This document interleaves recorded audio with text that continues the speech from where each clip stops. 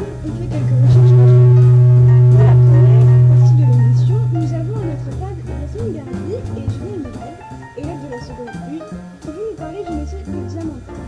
Et pour la seconde partie, il y aura Alia Marawi et Nour Kalala qui vont nous parler de la fabrication de la poterie. Alors tout d'abord, on aimerait savoir en quoi consiste, Yasmine, Julia, le métier de diamantaire. Alors la mission d'un bon diamantaire est de savoir manier les cristaux, les faire fondre, titrer les diamants, les mettre en forme et les façonner, tailler les pierres, les assembler, orner les pièces réalisées. Il doit aussi respecter les consignes de sécurité, se protéger à l'aide de masques et de gants, parce que les travaux de du diamant peuvent dégager du gaz, et de l'acide et de la poussière. Alors, quelles sont les qualités demandées pour exercer justement ce métier? Alors pour exercer ce métier, il faut être précis, patient, créatif, habile, être capable de se concentrer et avoir des qualités artistiques.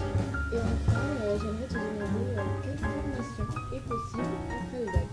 Alors, pour devenir diamantaire, il faut faire un CAP lapidaire, option diamant ou pierre de couleur, un BMA art du bijou et du joyau ou un DMA art du bijou et du joyau.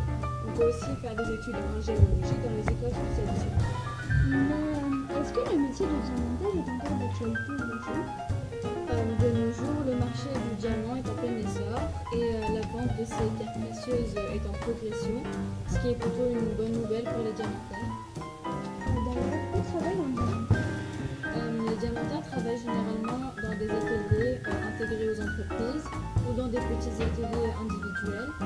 Et le diamantaire peut être bijoutier, lapidaire, diamantaire, bijoutier, joaillerie ou encore gémologue. Et combien gagne un diamantaire par mois? Un diamantaire débutant gagne environ 1500 € brut par mois. Et s'il est indépendant, son salaire peut être très élevé, surtout s'il possède une bonne clientèle. Merci beaucoup d'avoir répondu à nos questions. Donc maintenant, on aimerait écouter Alia Marawi et Nour Kalala qui vont justement nous parler de la poterie. Alors, on voulait savoir comment fabrique-t-on un pot, une assiette et un plat? Alors, tout d'abord, il faut savoir que la poterie est faite d'argile, c'est-à-dire de la terre. Le potier la mélange avec de l'eau et donc elle devient imperméable et malléable. Puis il y a différents types d'argile. Donc tout d'abord, la première étape, ça serait de choisir quelle argile utiliser. Certaines pâtes doivent être cuites, d'autres non. D'autres devront être cuites à basse température, d'autres à haute température. Et ce qui les différencie, c'est bien sûr le prix et souvent la couleur après la cuisson. Ensuite, il y a plusieurs méthodes, comme le tour de Poitiers, modelé à la main ou le colombin. Par exemple, pour faire un plat ou une assiette ronde, comme vous nous avez demandé de l'expliquer, vaut mieux utiliser un tour. Ça rend les bords plus lisses et bien arrondis. Pour donner la forme, le potier, il utilise ses doigts. Voilà. Vous avez parlé de la méthode du colombin. Qu'est-ce que c'est? Alors, Leïla, la méthode du colombin, c'est en fait, c'est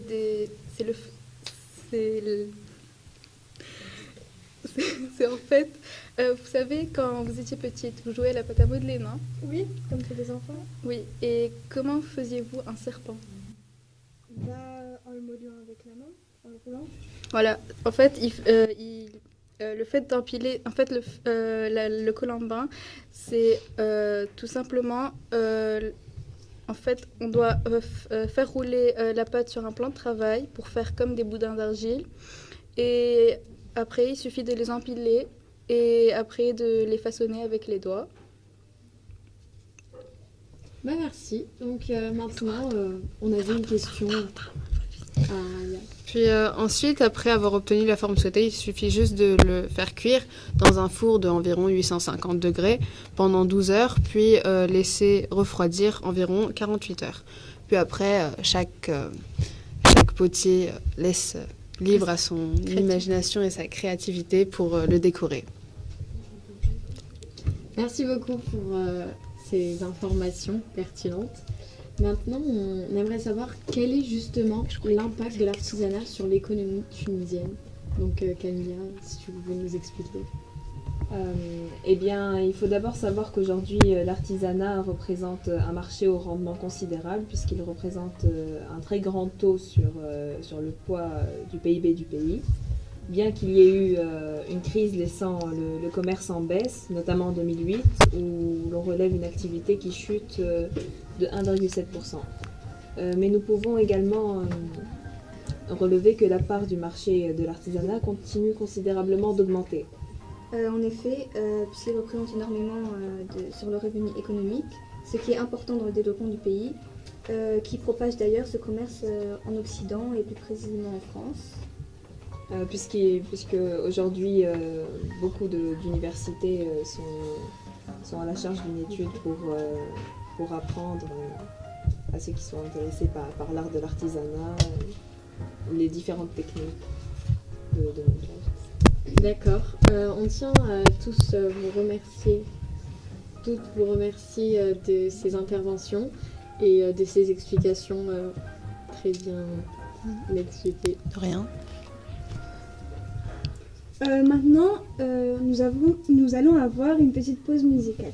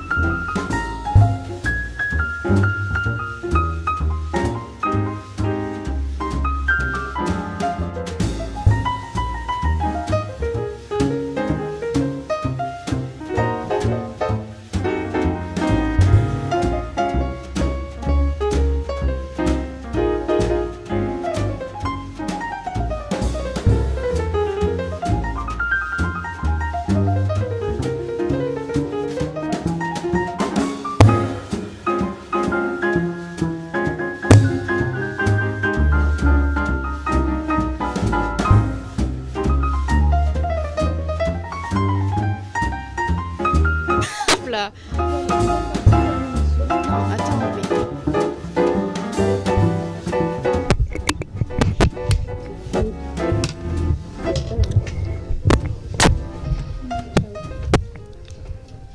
Pour la deuxième partie de cette émission, à notre table, nous avons Meili, Inès et Sid, Sabrine, Yasmine et Jasmine.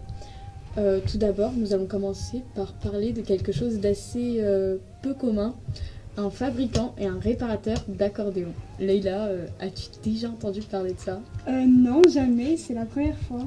Et bien justement, Jasmine va nous expliquer en quoi consiste ce métier.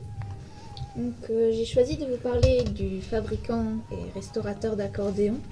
Donc, tout d'abord, ce métier consiste à assembler et restaurer donc, cet instrument qui est constitué de plusieurs milliers de pièces et de matériaux très variés comme du bois, du métal, du carton ou même du satin.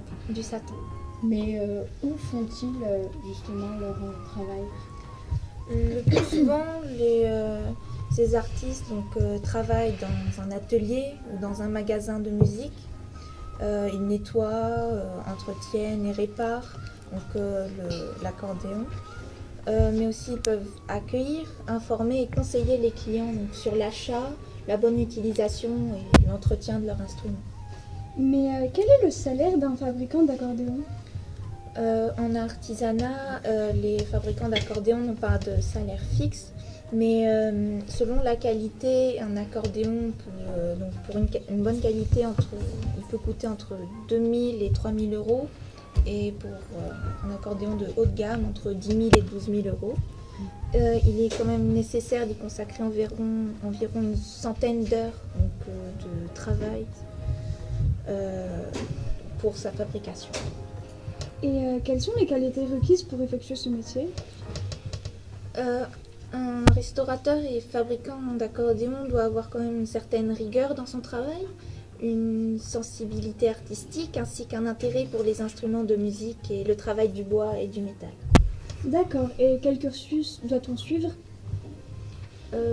Il peut exister différentes formations pour pouvoir accéder à ce métier, telles qu'un CAP assistant technique en instrument avec une option accordéon, ce qui dure 2 ans, un BMA technicien en facture instrumentale, option accordéon, toujours de 2 ans.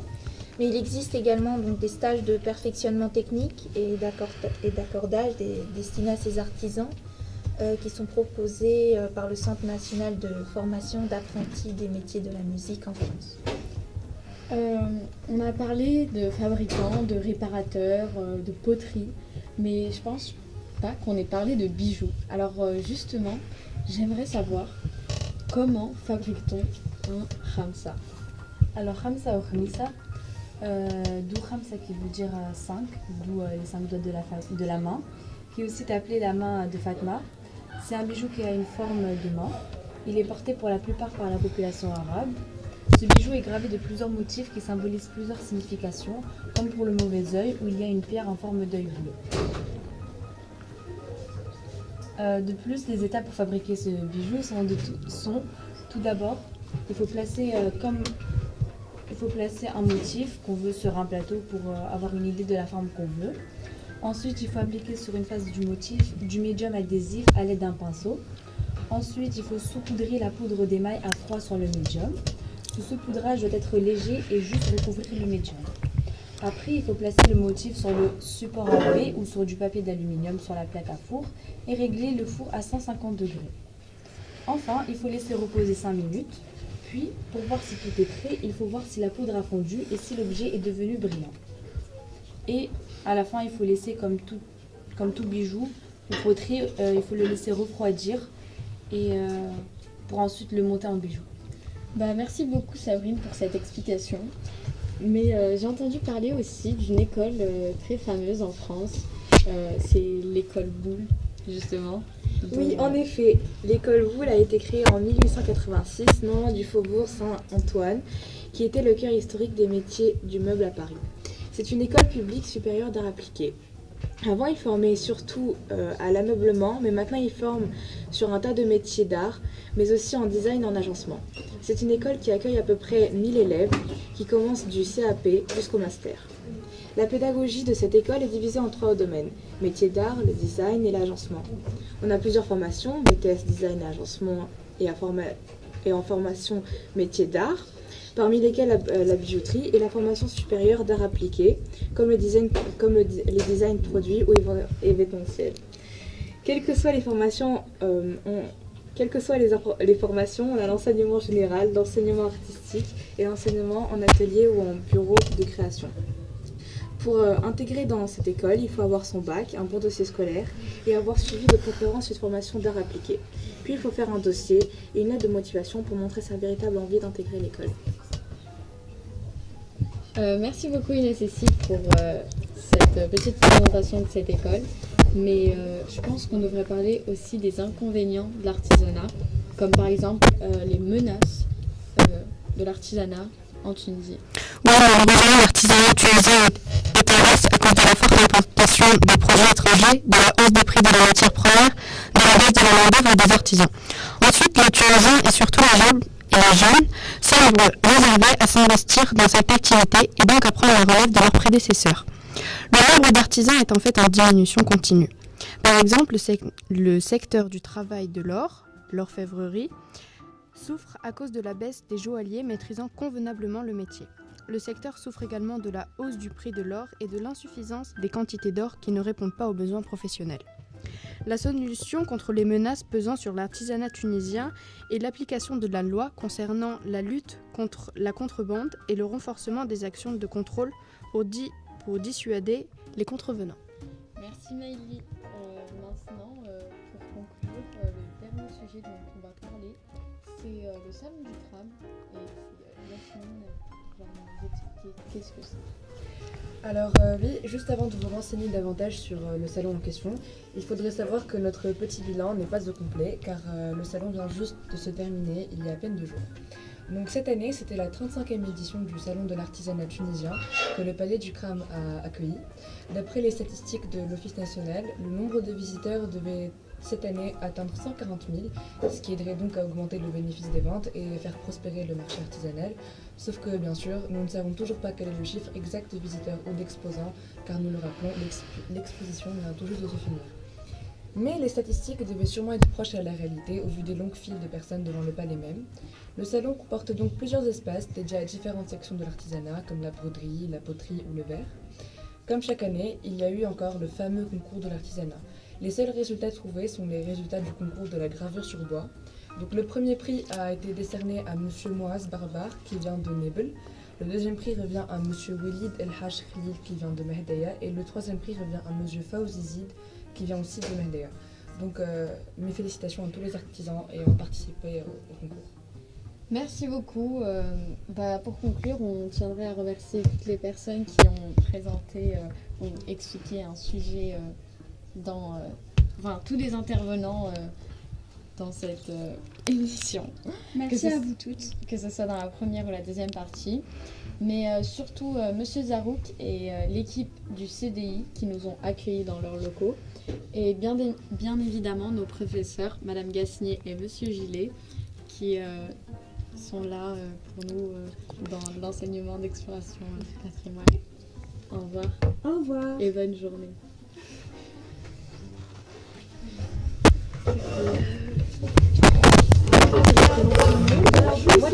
Alors,